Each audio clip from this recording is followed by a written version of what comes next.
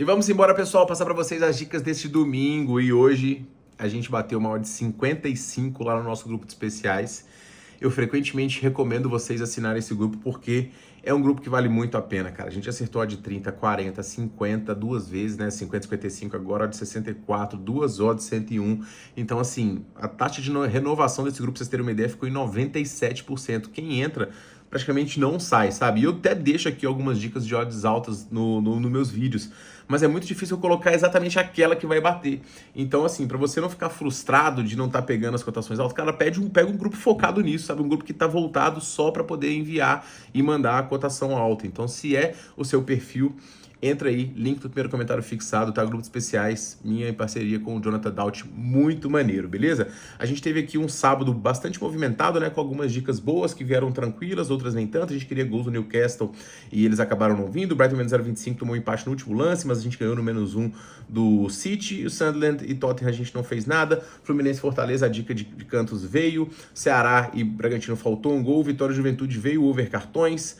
O jogo do esporte aqui, os cantos ainda não saíram. E a gente também tinha cartões aqui no Ceará e Bragantino que também vieram. Então o fim de semana aqui tá um pouquinho interessante, mas deu estouro aí com essa cotação alta. Para hoje, a gente tem o primeiro clássico da Premier League, jogos do Brasileirão. E, cara, essas dicas do Brasileirão são minhas, tá? E a gente vai gabaritar elas aí. Pode pegar todas que a gente vai gabaritar neste domingão. Vem comigo, eu vou passar para vocês todas essas dicas depois da vinheta. Chegou a hora de simplificar suas apostas. Na conta Bpag, você tem seus sites favoritos no mesmo lugar, para se divertir com segurança e cashback. Crie essa conta e saia na frente. E vamos embora, pessoal, para o primeiro jogo do dia, jogo do Nottingham contra o Brentford. Dois times que mantiveram um pouco da base que eles tiveram no ano passado. O Nottingham perdeu aqui o Elanga, mas trouxe o Ndioye do Mônaco para poder continuar no seu esquema de 4-2-3-1 com o Hudson-Odoi, Gibbs White e o Chris Wood. Ambos foram muito bem na temporada passada, colocando o Nottingham aí brigando por Liga dos Campeões até praticamente a última rodada. Então, o escopo mantido e o Nottingham se mantendo na Premier League, né, ano após ano após ano. O Nottingham, ele não terminou a temporada muito bem, ele conseguiu aqui alguns tropeços, acabou perdendo a vaga para o Chelsea aqui em casa. Então, foi um desempenho um pouco frustrante, mas diante da temporada muito acima das expectativas, o saldo para o Nottingham ele foi muito, mas muito positivo. Então o Nottingham chega com muita esperança aqui, porque ele sabe que tem nas mãos talvez um dos seus melhores elencos de todos os tempos. O Nottingham tem uma história muito grandiosa dentro da Inglaterra, mas esse é um elenco que realmente está fazendo coisas muito grandes para a equipe do Nottingham aqui, que já virou um time de Premier League, um time que brigava tranquilamente para cair quase todos os jogos, já está estabelecendo como meio de tabela e agora meio de tabela para cima, né? E esse elenco aqui é para pegar pelo menos aí de 10º para cima, mesmo sendo a Premier League uma liga muito, mas muito disputada. O time é o favorito hoje diante da equipe do Brentford,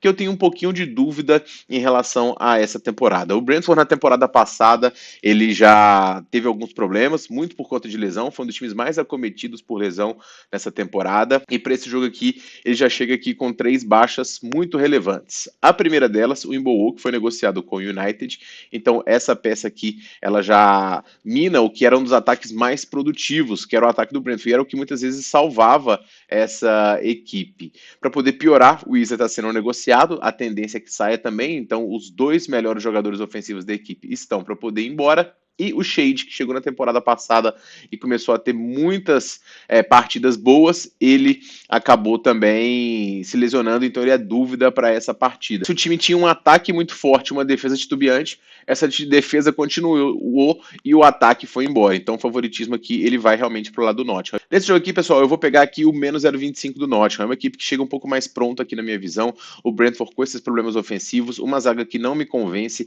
e o Nottingham fez uma temporada passada em casa muito forte. O final foi um pouquinho titubeante, mas esse time conseguiu segurar Liverpool e Arsenal dentro de casa, venceu uma grande parcela dos seus adversários, foi uma das melhores campanhas dentro de casa na Premier League, e com o escopo mantido aqui dos principais jogadores e uma força ofensiva e um jogo em casa diante de um Brentford que se ensaia a ter uma temporada um pouquinho mais complicada aqui, eu vou nesse Nottingham menos 0,25, é a minha primeira dica do dia.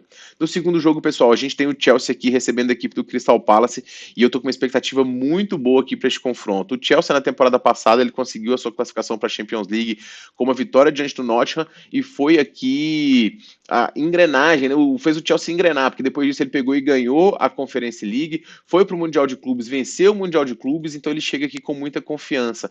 É um time, como eu falei já várias vezes, jovem, muito promissor e agora consolidado, já que é o atual campeão. Ele tem reforços muito importantes também, o Gittens pelo lado esquerdo, jogador que veio do Dortmund muito bom, Pedro Neto pela direita, Cole Palmer que dispensa apresentações, e o time finalmente tem um atacante de gabarito, sabe? Chega de aguentar Nicolas Jackson, chega de aguentar aqueles bagre que estavam lá, e agora tem o João Pedro aí, que já chegou na data FIFA destruindo, e ele vai ser realmente um jogador aqui que tem tudo para poder fazer muitos e muitos gols aqui nesse time do Chelsea. Agora, uma cotação de 1,60, eu sei que jogou muito bem no Mundial de Clubes, mas para um time do calibre do Crystal Palace, eu não sei se é muito não, tá? O Crystal Palace ele vem aqui conquistando, né, a Supercopa da Inglaterra diante do Liverpool com um time muito forte e um time que se manteve também com boa parte da base dos seus jogadores. Sarr, Eze e Mateta, esse trio ofensivo foi muito forte. Nketiah chegando aí agora também com o Doucouré e o Kamada no meio. Cara, esse time do Crystal Palace, ele realmente é muito forte, um bom treinador, então o Crystal Palace, ele sabe jogar futebol, essa é a grande verdade.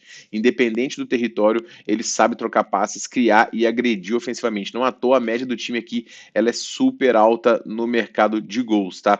E o que eu espero para esse jogo realmente são gols, pessoal. Embora o Chelsea venha numa sequência muito forte aqui dentro de casa, inclusive vencível aqui nos últimos 10 jogos de Premier League, o Crystal Palace fora de casa também só perdeu 2 jogos nos últimos 10 nessa Premier League, e todos marcando aqui quase com uma média de 2 gols, então mais de 2,5 pré é o que eu mais gosto, porque eu acho justo essa cotação do Chelsea aqui em 1,60, então o mercado de gols é o que mais me agrada e cobre aqui os placares mais prováveis. Eventualmente o menos 0,25 do Chelsea aqui, se possibilitasse no pré eu pegaria, mas no live aqui pode ser interessante também, porque o Chelsea realmente é favorito para este confronto.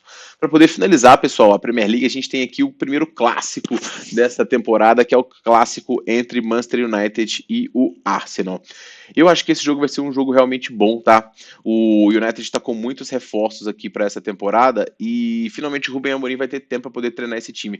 A grande verdade é que o United tinha que mandar uma barca mesmo, porque, cara, para contratar mal igual o United também é impressionante. Agora, também tem um ponto que o United é um cemitério de jogadores, né? Os jogadores que chegam lá simplesmente não desempenham. E esse ataque, muito pouco inspirador, ele foi totalmente trocado. Ficou o Bruno Fernandes, mas os outros 3 mudou. Matheus Cunha chegando do Wolverhampton, Embolo chegando do Brentford e o Sesco que tá chegando do... É do Leipzig que chegou o Sesco? É, do Leipzig mesmo.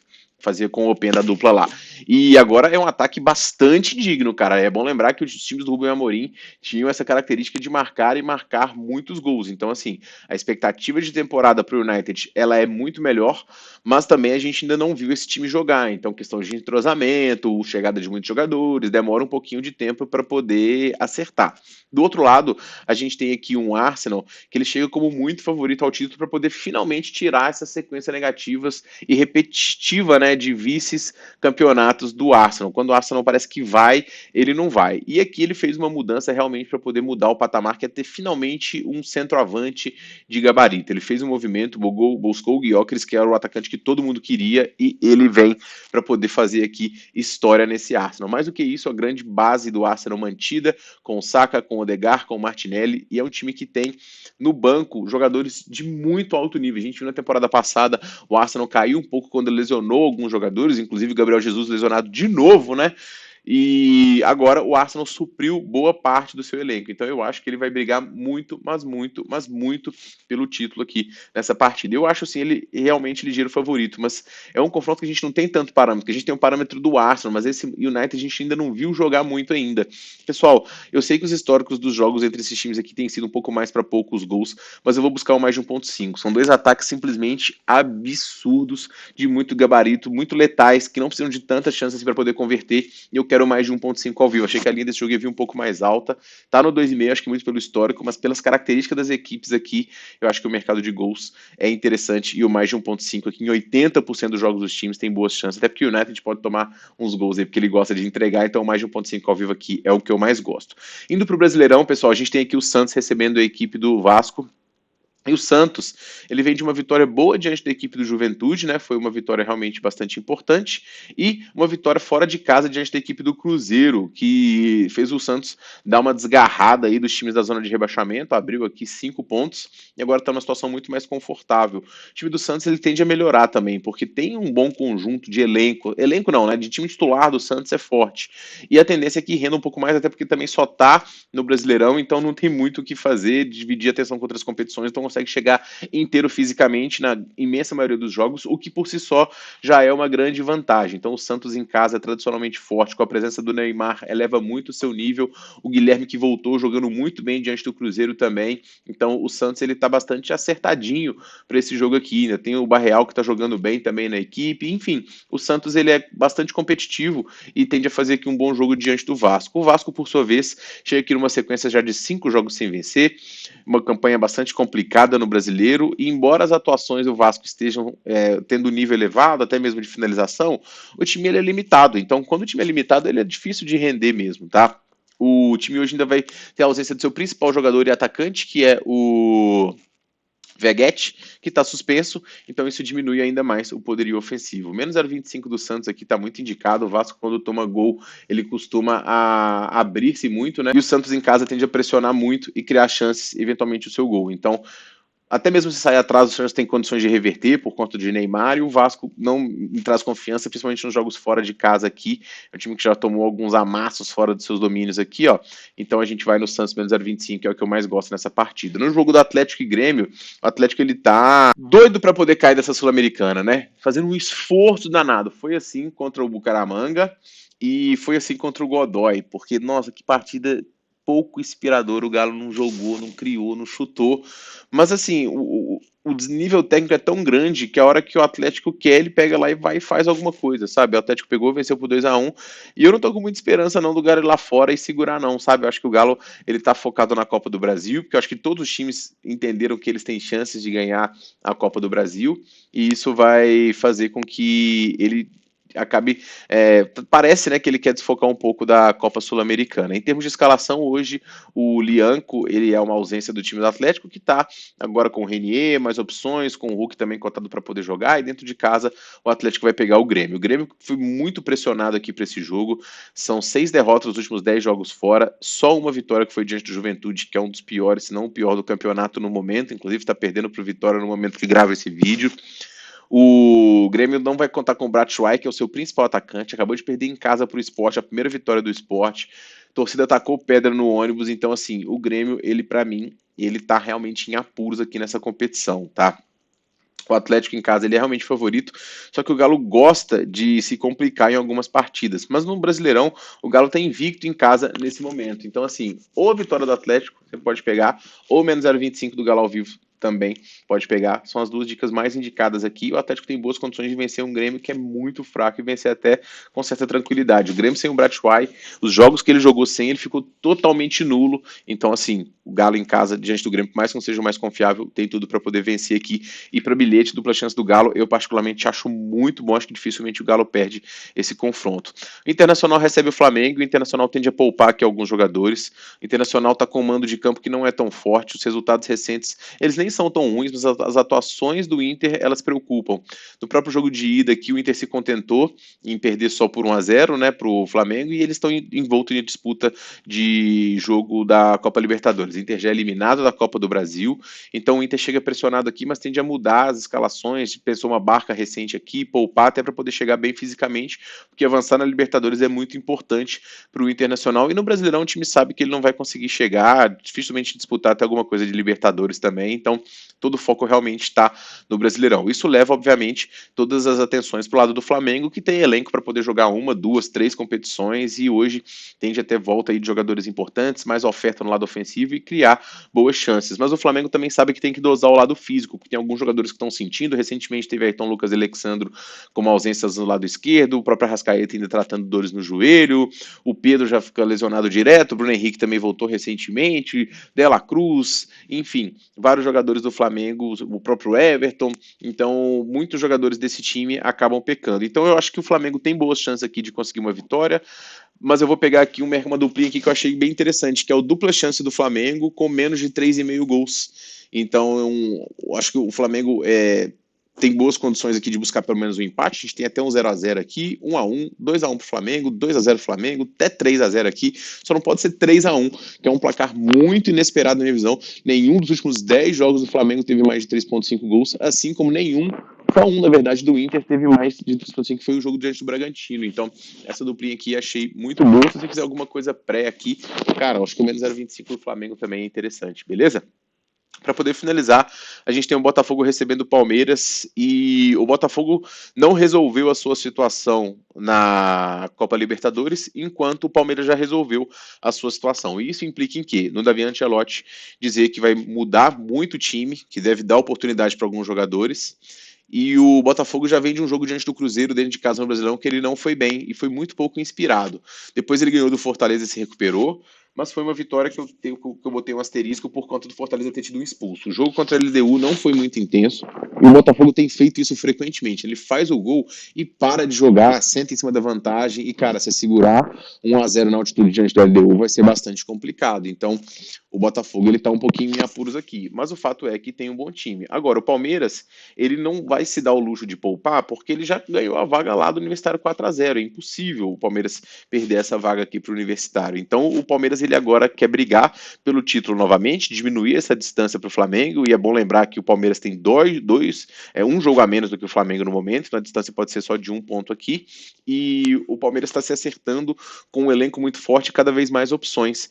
Então eu vou recomendar para vocês aqui o empate no do Palmeiras, defendido em caso de empate, mas se tiver algum vencedor eu acho que vai ser o Verdão, e acho que é o melhor time diante de um Botafogo que, como eu falei, se ensaia a vir totalmente reserva ou modificado aqui para essa partida.